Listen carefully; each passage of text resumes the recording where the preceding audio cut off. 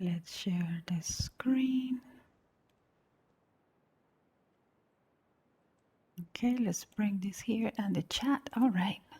I think now we can.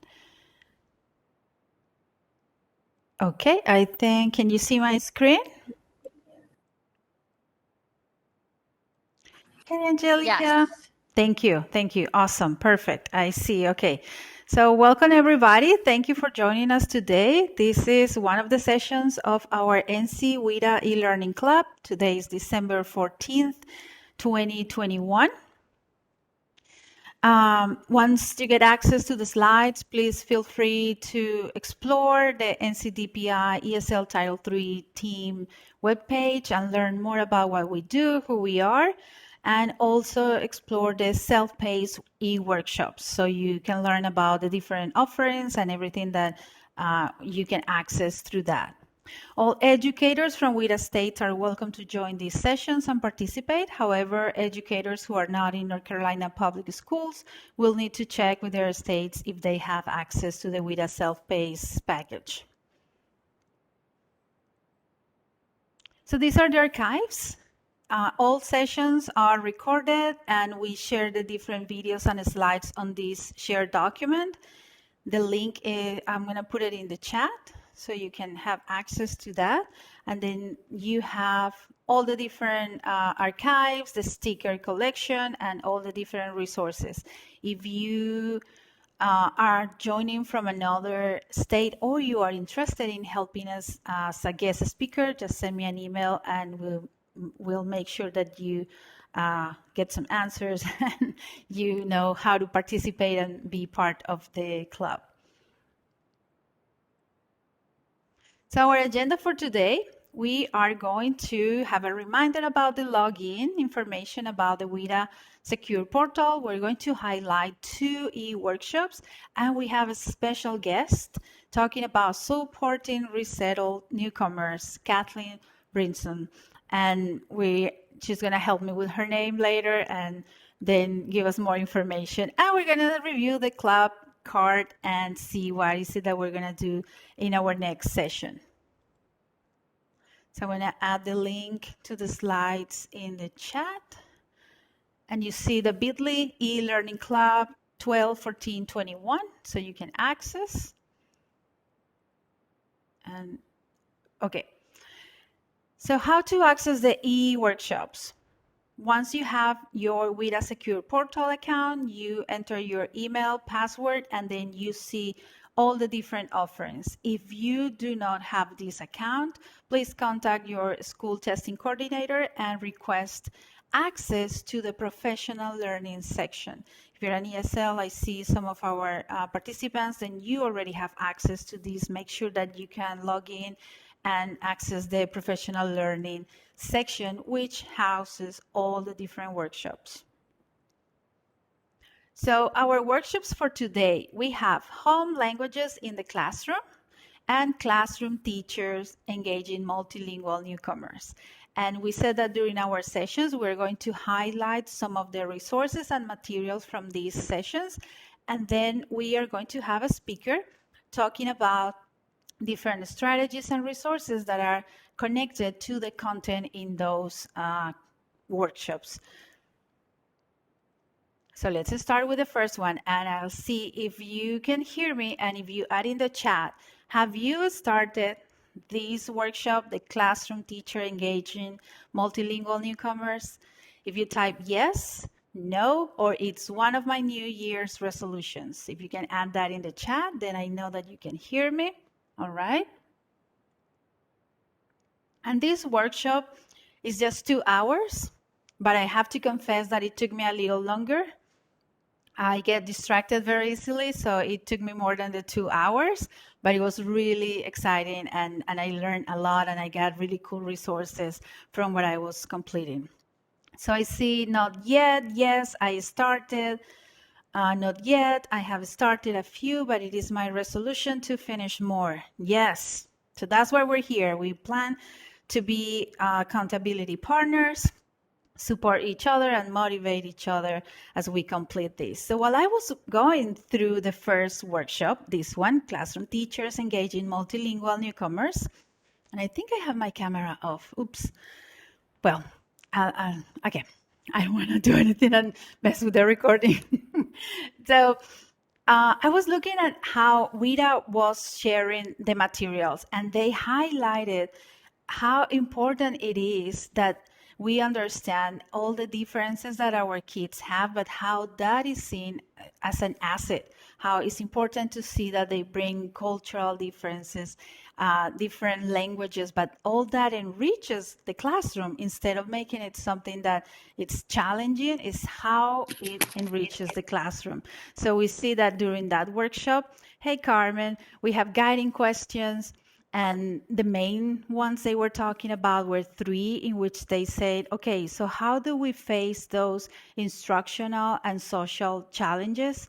How do we build relationships with the students, with the parents, families, and also our colleagues in the school? And then how we can start integrating some language strategies to help those students come together and start working on their routines. So the resources that were shared, I highlighted three of those resources because I really love those.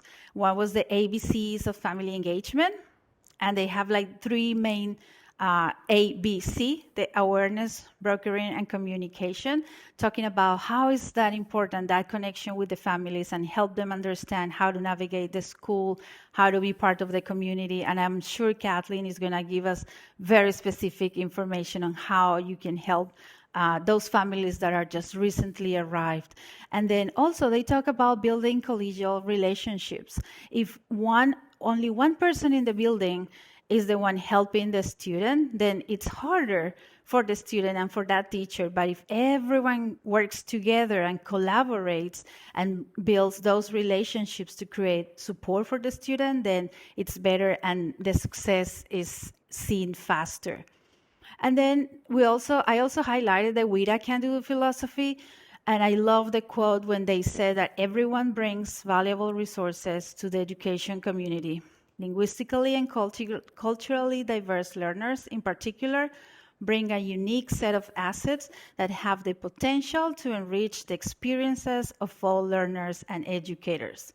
So I really love that, because then that says, and we know we do it, but then how we can support content area teachers and other educators in the building understand this, and that our kids, they bring so much. And yes, they are learning the language, but everything that they bring with them is part of that process and is enriching that learning process. So we have in our sections one link that says you make it work. So this is not just for me to talk about the workshops, and I really want you can unmute. And let me see if I can start my camera so you can see me at least. It doesn't change a lot, but so we can see each other and talk about this. If you have started or if you have worked with these students, what ideas do you have? Are these resources like the main topics, what is covered in the workshop, or you think there is something more that we should also consider as we start exploring and completing this workshop? Any ideas, experiences? What do you think about this? I think somebody said they have started. So what do you think about it now that you started? Did you see anything that you can use?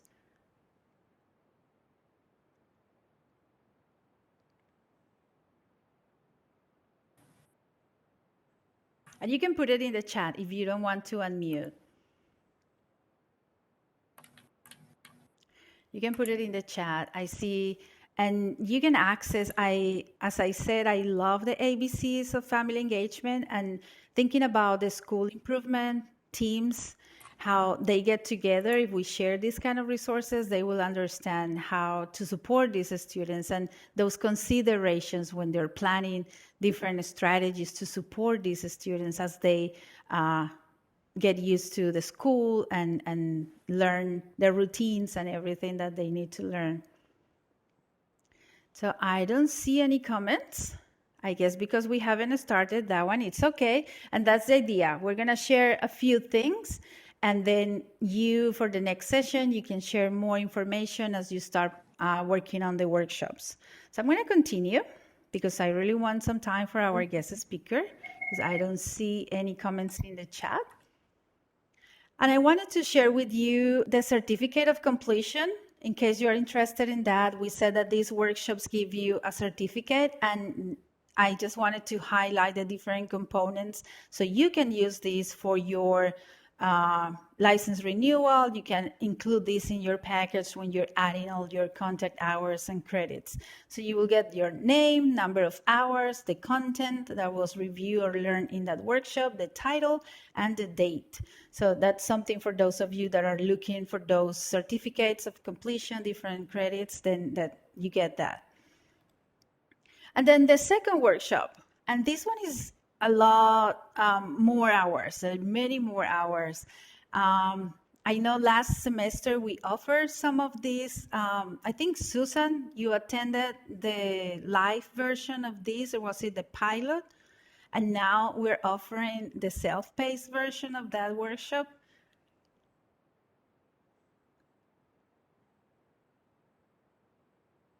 Sorry, it took me a while to find my unmute. I did attend the pilot. And have you had time to explore? Is it similar? It's the content? similar. I started it. It's one of those ones that I started and then got distracted from only because head count. So I promise you, I will get back to it, but it's worth the time if I compare it to what I did before. Awesome. And I won't ask in the chat because maybe everyone might say that it's a New Year resolution, but I will say that once I completed the Newcomers workshop, when I started this one, it all made sense that it was the perfect companion. Like I had some ideas, like this is what we can do, and then with these home languages in the classroom, that came to life with more practical resources, what it had been said in the first workshop. And this one is 20 hours, so it's a lot of hours. But I have a sneak peek of module 1, because I have to confess I didn't finish. I just started module 1, and this one has 6 different modules, and they have a lot of resources. It's amazing. But this first module was talking about brain research and how home languages are seen as a pedagogical tool, and it enhances the learning, it helps the student, affects the effective, if I can say it, the effective filter, and then it helps the students make those connections and feel safe and welcome in the school. So it was really neat to see that. And they share a resource that I would recommend that you check, the Jim Cummins TESOL Conference 2014 handout, and it gives some strategies, some different activities, practices that can be integrated into the classroom to help students use home languages and use and develop all their linguistic repertoire. So it's really neat to see that, and also how home languages can be used as the students complete reading, activities, they're researching, if they know, and that's something that was mentioned in the first workshop, is how important it is to learn about our students, because once you know, then if you know that the student is literate in their first language, then you can bring some resources in their first language. But if you know that they can read or they can write in their first language, then you know that maybe you need videos or audio recordings instead of written materials for these students. So it's really cool to see that. And has anybody started this? Okay, I'm interested in this workshop, says Tamara. You can unmute if you want. So many teachers worry about using home languages in the classroom. Yes, and it shows that how that fine line that you are scared of using it because you think the student is going to get used to using the first language for everything and not trying learning the new language, but then how those different activities that you can incorporate help the students see that it's an asset and it's helping them, but they still are learning the new language and they're learning the academic English that they need. So it's really cool. But it was module 1. I'm sure in the other 5 modules is there is more information that we can share. So any comments about this one other than I want to complete it because I've heard about this? I love that comment. Thank you. And remember, you can unmute. Everyone can unmute, start your cameras if you want to participate. So it's not just a webinar session. It's more informal meetup in which we all talk and participate. Hi, Kathleen. So before I was trying to find myself here, and I'm not very familiar with the format here. That's why it took me a while with the camera and the microphone. But one thing I would like to share, I started reading, I'm reading, the information for both of them. The one about languages in the classroom, and there's the other one. I can't remember which one is with 20 hours. But it's very interesting, to explore the ideas, the information they are providing. But one of the things I would like to address is like the use of home language in the classroom. And one of the things that made me think of like equity, I understand a whole lot of Spanish, and I tend to kind of help a lot my Hispanic students in the classroom. I work at a Newcomers school. But then it made me think that how am I supporting the other students, And I have Google Translate, but I started using more maps in the morning where I have this kind of thought-provoking image and they have a language frame. And I said, you know what? I want them to start thinking about, I don't mind if they don't have the language yet to answer and talk to their friends, but I started putting in Google Translate and putting all the languages I have in my classroom. And also modeling, trying to read them because, a lot of my African students speak Swahili or Kinyarwanda, and I can kind of read that. And they are very self-conscious about some students are self-conscious about their languages. They don't want to share their language. They think there's something negative about it.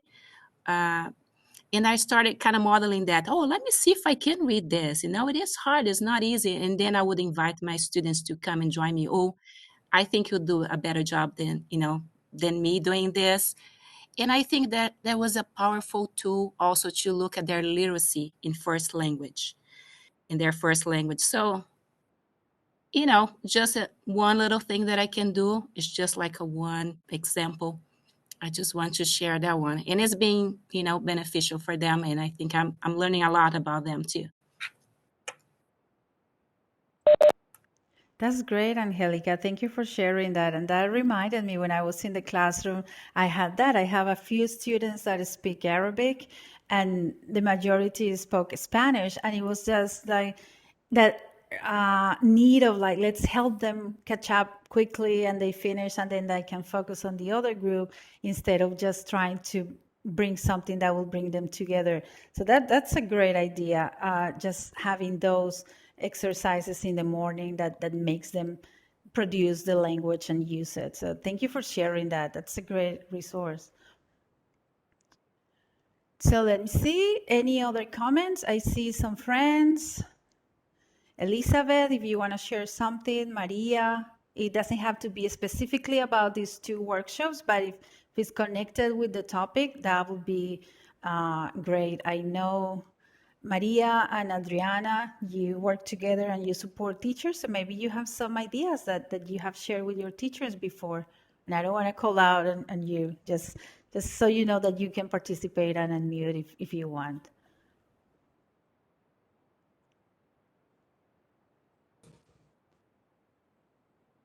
I hope you can hear me. Maria and I both took the Newcomers WIDA eLearning, class last school year, and it was great. We really learned a lot of things that we could then put into practice for our teachers. And now that I hear about this one, I honestly didn't know about these home languages. I feel like I really want to take it. So hopefully after Christmas, I will find more time, and I guess Maria is also interested in it because it sounds really good. Especially since you said that if you took the Newcomers, this one would be a great continuation, then yes, I'm all in. Yeah, yes, I agree. Go ahead, go Maria. I was just gonna say that I agree completely with Adriana. When we took the Newcomers module last school year, it was great that we could share, those resources with classroom teacher and use some of those ideas and kind of develop them into our professional development. So yeah, we definitely would like to do the same because, just the other day we were having a conversation with a new teacher that we have who is new to ESL, and she was afraid that she was not going to be able to do a good job because she doesn't speak Spanish. And so there's a lot of misconceptions around the role of the home language when it comes to teaching English learners, and I think it goes both ways. People tend to over rely on it, and some people don't use it to the full capacity that they could. So this is a great workshop. Awesome. And I don't see any comments in the chat, and maybe it's time to turn it to our guest speaker if we don't have any more comments. Real quick, Zotli, this is Yes. Tamara. Hey. I was just going to say, I thought that I had looked at the whole lineup of the professional learning offered through the WIDA Secure Portal, and I did not see this one or didn't remember seeing this one before. So I don't know if I missed it or if maybe there are new offerings that are coming in and out, but I do recommend that maybe we all take a second look at those offerings because I would have missed this if I hadn't joined today. Oh, thank you. And yes, this is a new offering that we started in September the 1st when we started the new school year for WIDA. So maybe that's what you missed it, but I'll double check the workshop flyer to make sure that is there so others don't miss it. Thank you. Thank you for catching that because maybe it's not in the last flyer that we have shared. So awesome. And let me move the slide and introduce our guest speaker. So we have Mrs. Kathleen Brinson, please correct me later, from Craven County Schools. She is an ESL teacher and the Interfaith Refugee School Impact Coordinator for the Interfaith Refugee Ministry in New Bern, North Carolina. She's going to present along with today's highlighted workshops, focusing on supporting Resettled newcomers. So Kathleen is one of the new EL Teacher Network leaders, and we're really excited to have her here today sharing with us. So do you want me to drive? You tell me next, or do you want to try to change? Everybody can hear me. I just want to reiterate that, yes, I have two positions that really work well together. I am an ESL teacher. I teach at 4 different schools, K-12, and I'm on the western side of my county. And most of those students, a good majority of them, are Spanish speakers. On this side of our district is an agricultural area, so we have mainly Spanish speakers. But as the Refugee School Impact Coordinator, I work with students and families of so many different backgrounds and home languages. So I pretty much get to see it all, which is really interesting, and I love that part of both jobs, that they kind of come together. All right, so sadly, you can go to the next slide. Okay, so like I said, I work at Interfaith Refugee Ministry. So in North Carolina, we have what's called Resettlement Agencies, and there are a bunch. So depending on where you live or where you are working right now, there is most likely a resettlement agency or possibly more than one. I'm sorry, it was candy cane day at school, and these are distracting me. But you might have several in your district that service the families of kids that might be going to your school. Sally, if somebody will put in the chat where you guys are from, like, or where you're teaching. That's a better question. Where are you teaching right now? So which counties are you in? Are you in the middle of the state? the western part of the state. Where are you guys? Guilford County. Yep. Okay. There's one there. Yep. Okay. Wilson, Winston-Salem. Anybody else? Duplin County. Okay.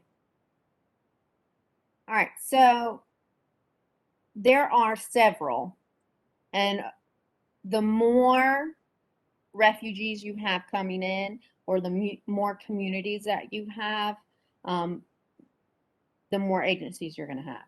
So our middle of our state there are several out there. So refugee resettlement agencies are dedicated to helping refugees rebuild their lives in North Carolina. So their task is to assist refugees with the basic necessities when they first arrive. So this includes, but is not limited to, picking them up from the airport, assistance with housing, so teaching them how to use the appliances, or showing them how to use a washer and dryer, assistance with food, clothing, employment, ESL classes, cultural orientation. So the ultimate goal of these resettlement agencies is to help refugees become self-reliant, emotionally secure, and culturally adjusted in their new home. Resettlement agencies resettle new refugee families from all over the world. The staff, the volunteers, the civic groups, the faith communities all work together to ensure that these refugees will receive basic initial support as they begin their new life. So if you look on this slide, I sort of gave you an overview of who we resettle, who is resettled, and the basic things that we do when they first arrive. If you look over here in the box, the bottom box that says additional grants might include, there's one up there that's important for us because we're in the school system, and that's school impact and teen mentoring. Those are the two that we like to talk about the most. I'm the school impact coordinator.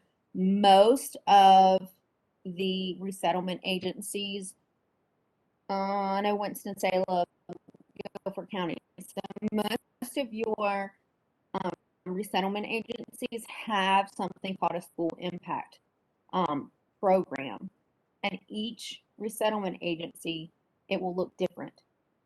How that money is spent, what opportunities they give out, so it just depends.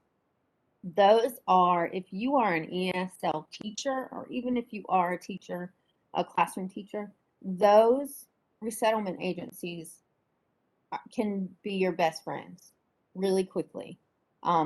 So the school impact and the teen mentoring are really important to us on the school side of things. If you look at the little pictures, I've put a few of the logos for some of our resettlement agencies in North Carolina. That is not all of them. There's a bunch. All right, Sally, you can go to the next one. Okay, so you need to, or it's very important to create relationships. We know this as teachers. We want to make sure that we have a good relationship with our students, that they trust us, that they feel safe and secure with us at school. We also want to build partnerships with families. So we have family nights, we have parent conferences, we call and do updates. We're always trying to build those relationships. So building your relationship with a resettlement agency is very beneficial for both you, your school, and the resettlement agency.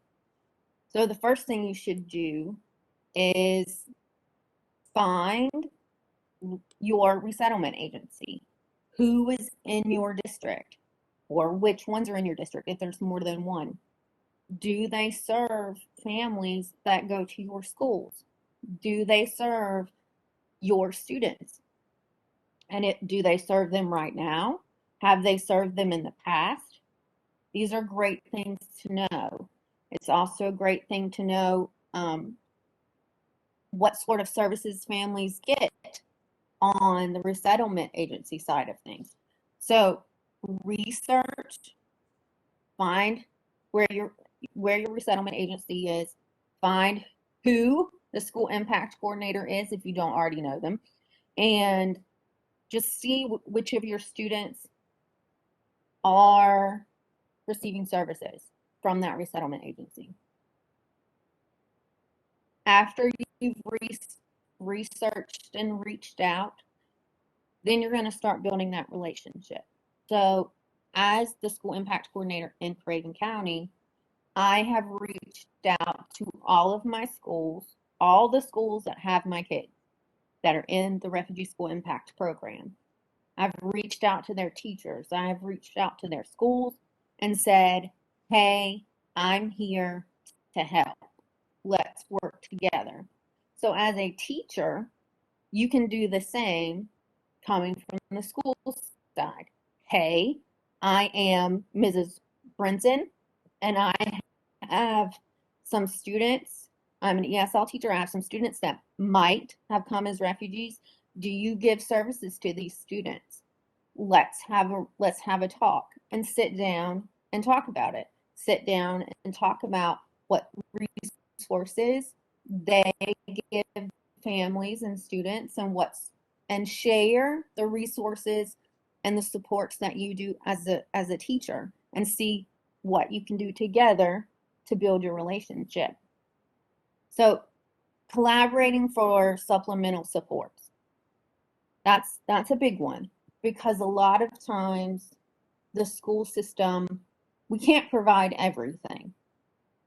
And if we know that, if the school system knows they could really use this, the resettlement agency might be able to fill in that gap for you, and vice versa. I have an example for this. We had a student who, when he came with his family from Burma, he had some very challenging cognitive delays. And you know how the school system is with testing and diagnosing and getting more supports and things like that. It's very slow. We were able to, on the resettlement agency side of things and school impact, we're able to speed some of that up by doing some of it on our side. So it made it go a lot faster. I'm going to throw some questions out. Does anybody already know your resettlement agency near you? And do you have a relationship with them? Give me some feedback. Do you know who your resettlement agencies are?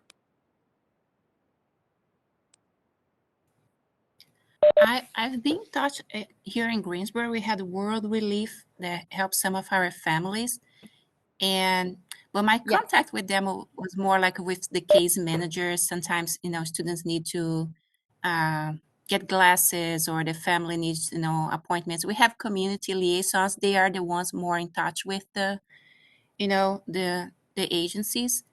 But yes, partially. Okay. So see, it's a little bit different depending on where you are and which agency you're with. If your district, because your liaisons are district employees, correct? I'm sorry, Kathleen. Sorry. The liaisons, are those your district employees? Yes.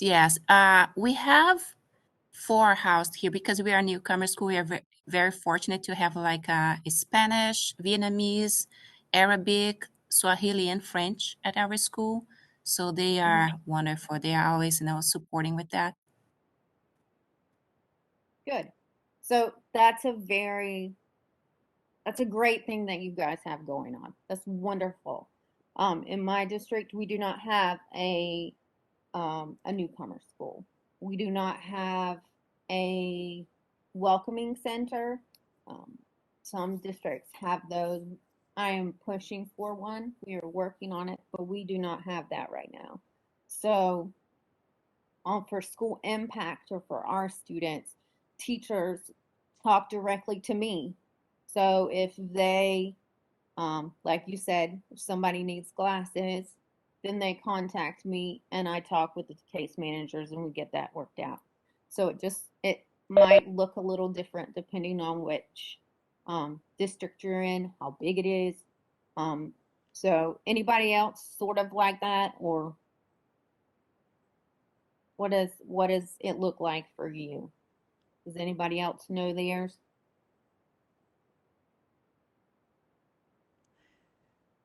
What would be your recommendation, Kathleen, if they don't know these case managers and how to reach out and take advantage of everything that you have shared? What would be the recommendation? How can they reach out and see what is in their districts if they don't know?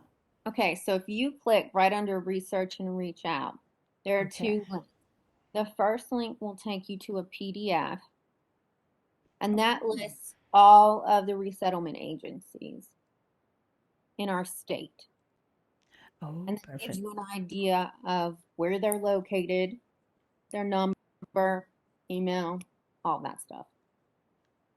And it'll tell you, yeah, who they serve. So it could be Charlotte, it could be Greensboro, wherever. And we interfaith is New Bern. And New Bern is so small compared to any of you other guys. So, Oh, but you'll that's see that a awesome. lot of, yeah, Greensboro and Charlotte are very popular. High And then, Point. yeah, the middle of the state, man, they get everything. They get everybody. Okay, so in the second link, that second link on the slide, there you go. This is just an over United States view of things.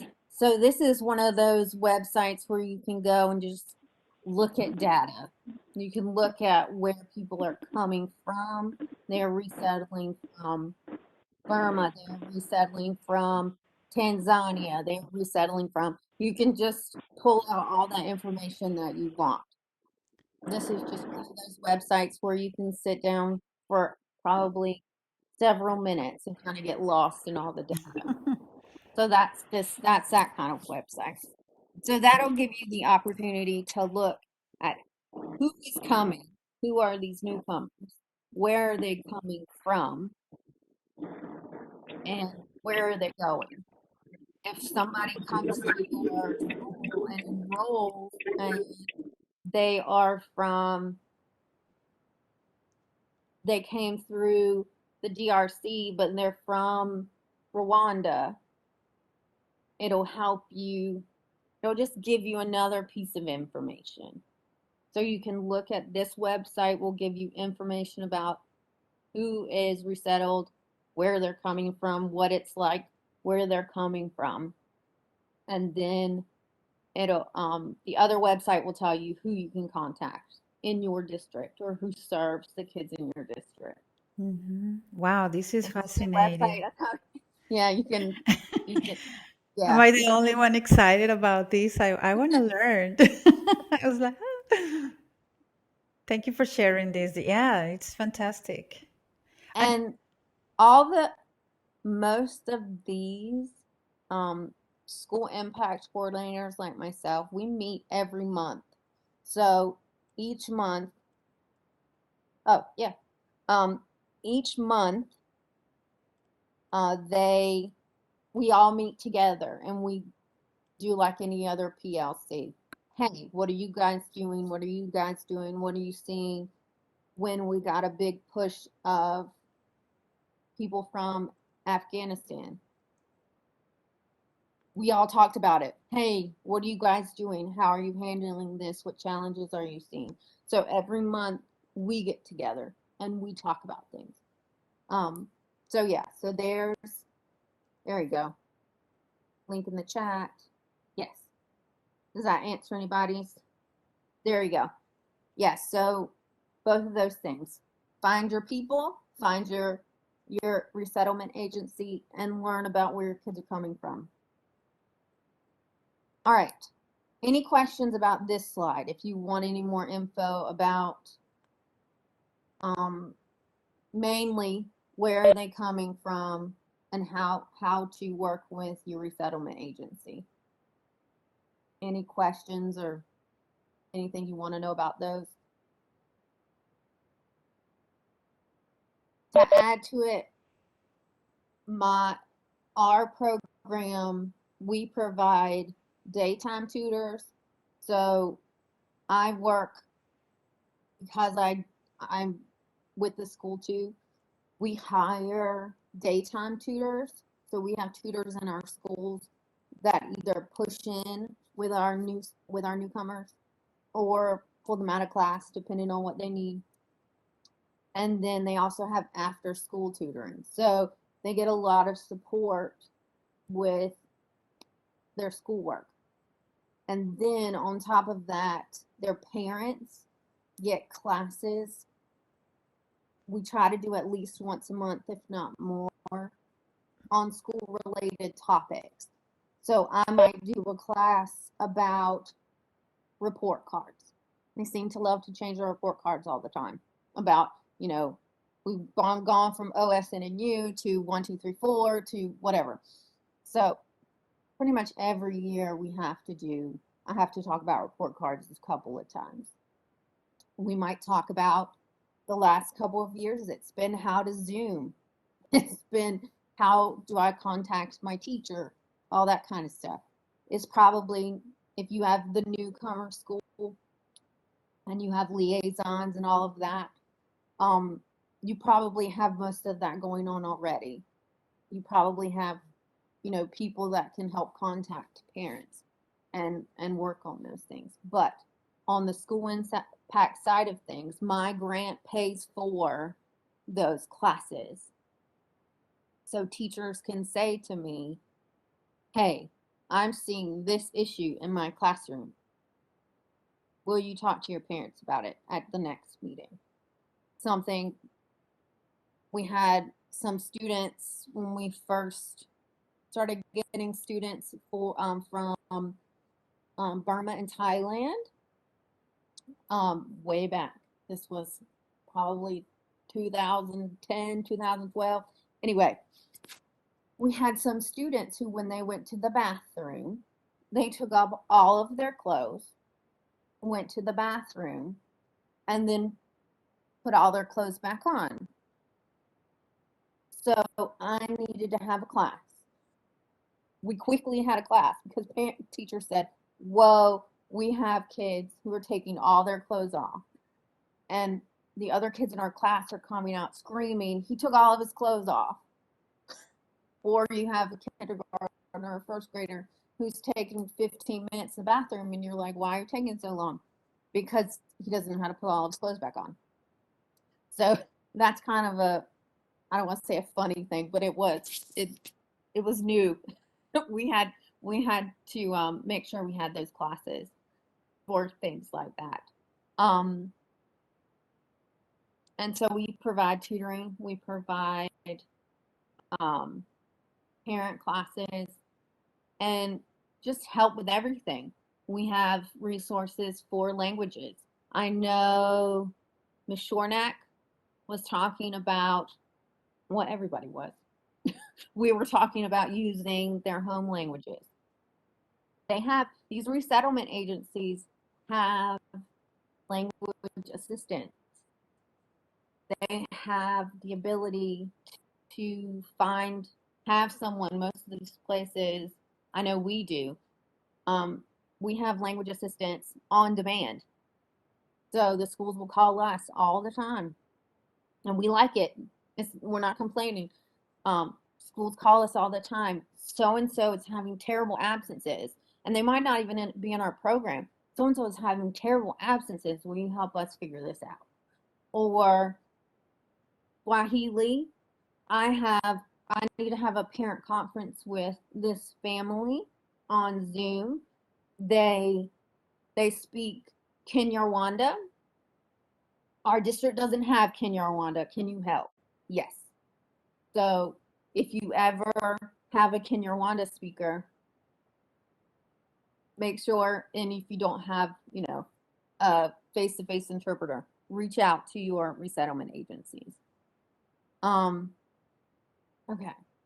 All right, Sally. I think we can go on.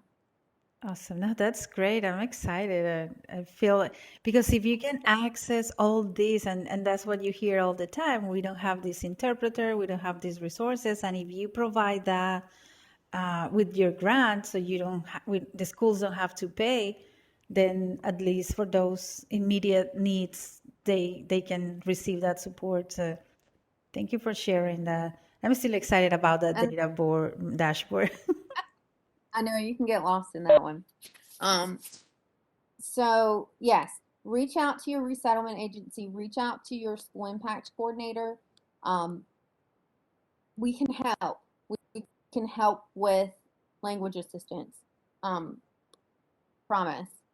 And we know everybody. Like today, just today, we had a family who wouldn't answer the phone. Okay, so this kid was at school, had a fever, and we all know what that means right now. So had a fever, and he needed to go home. We called this parent, nobody answered, went straight to don't have a voicemail set up.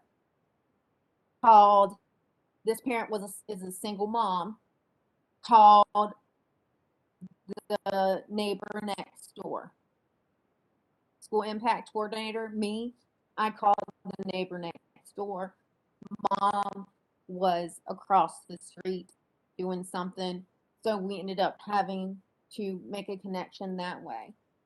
So the school impact program, we know a lot about their lives and how their community works and who they're friends with, who the parents are friends with and hang out with, and who can help us. So really having that good partnership between the school and your resettlement agency is important. All right, so schools. I don't know how much say you have at your school level, but the school as a whole, it's important for everybody to be English teachers. Everybody, these are our students. They're not just the ESL teacher students. And a lot of schools, there are schools that do this really well. And then there are schools that are just, that's the ESL teacher, that kid doesn't speak very much English, that kid's yours. So creating that culture is important. All right, so get to know your families, get to know your students. When a student first enrolls, our first go-to is the home language survey. We look at those questions, and then we might do an interview. Interviewing is really important. Asking parents questions, getting to know them as parents. When do you work? When you go home, what language do you speak at home? When you are disciplining your child, when you're having a serious conversation, which language do you use? So interviewing questions can be really helpful for you to see how they use language in their home and just get to know them as a family. So don't assume that all new refugees and newcomers are new to English. Some students, depending on where they're from, have received instruction in English. So I have 2 students from South Africa. They only received instruction in English before they came here. And they used French and Swahili at home with parents. Both mom and dad spoke Swahili and French. So just depending on the situation, they would flip back between the two. But they only received instruction in English. So their family, their needs are different than others. So don't assume that everybody doesn't know English. So this is where developing those partnerships with the resettlement agencies are important. So when you're doing those home language surveys, when you're doing interviews, this is a great time to find out, do they get services from a resettlement agency? A lot of times the school impact coordinator or the case manager will help them enroll in school. So you might see them in the office with them when they come in. So it's a good time to make those partnerships strong, to build those relationships. They might also bring in their U.S. ties. So refugees have U.S. ties. So when they fill out all their forms to try to be resettled, part of it is, do you have somebody here that you know? Do you have family here? Where do your family members live? Oh, I have family in New Bern. Okay, well, we're going to resettle you in New Bern. And so those U.S. ties who may have been here 10 years, those people might be helping your families. They might be the ones that they bring to interpret when they have a question. They might be the ones who help them with enrollment. So those are also people that you should build relationships with. All right, educating and engaging your school community. So schools may consider implementing welcoming strategies. So if you don't have a welcoming school or like a welcoming center, a newcomer school, some are implementing welcoming strategies such as peer buddies to help orient students and groupings to help them develop friendships with students. Some schools and districts have welcoming centers that help newcomers learn about their schools. Teachers, guidance counselors, office staff, parent liaisons, bilingual staff members can all be helpful when the student is first here and starts having conversations, kind of to ease the transition. But bilingual staff isn't always available. I mean, we're talking about it. It's not always available. We have staff that are bilingual, but are they bilingual in the language that I need to talk to Joseph?